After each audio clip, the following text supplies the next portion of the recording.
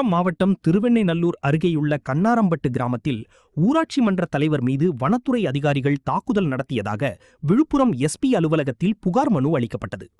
விழுப்புரம் மாவட்டம் திருவெண்ணெய்நல்லூர் அருகேயுள்ள கண்ணாரம்பட்டு கிராம ஊராட்சி மன்ற தலைவராக உள்ள சுரேஷ் தனது வீட்டிற்கு அருகிலுள்ள நிலத்தில் வைக்கோலை பாதுகாக்கும் நோக்கில் இரவு நேரத்தில் இருந்தபோது அந்த பகுதிக்கு வந்த வனத்துறை அதிகாரிகள் பிரபாகரன், தசரதன், சங்கர் உள்ளிட்டோர் இங்கு ஏன் இருக்கிறாய் என கேட்டு அவரை தாக்கியதாக கூறப்படுகிறது.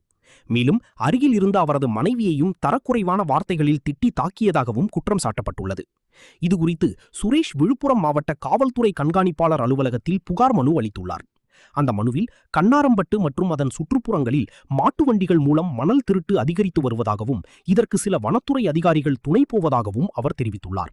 மேலும் இந்த சட்டவிரோத செயல்களை பற்றி தகவல் வெளியிடுவேன் என்ற அச்சத்தால் தான் தன்னை தாக்கியதாகவும் மணல் கடத்தியதாகவும் மரம் கடத்தியதாகவும் பொய் வழக்கு பதிவிடுவோம் என மிரட்டல் விடுத்ததாகவும் அவர் குற்றம் சாட்டியுள்ளார்.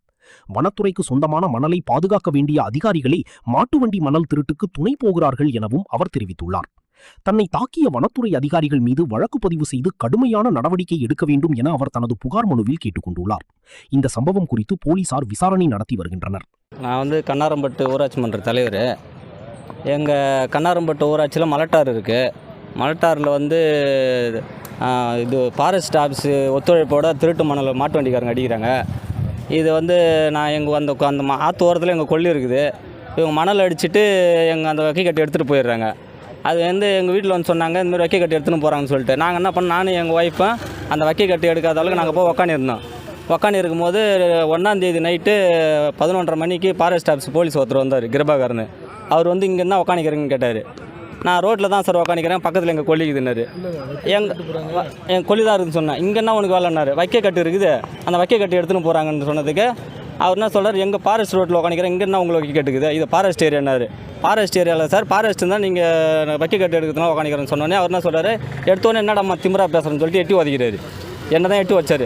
அசிங்கமாக பேசி எங்கள் ஒய்ஃபை கேட்குறாரு, யாருன்னு சொல்லிட்டு என் பொண்டாட்டின்னு சொன்னதுக்கு இந்த 11:30 மணி நேரத்தில் ஆமாட முன்னாடி இங்கே எப்படி வருவாங்க, யாரை தள்ளிட்டு வந்துக்கிறேன் அப்படின்னு கேட்குறாரு.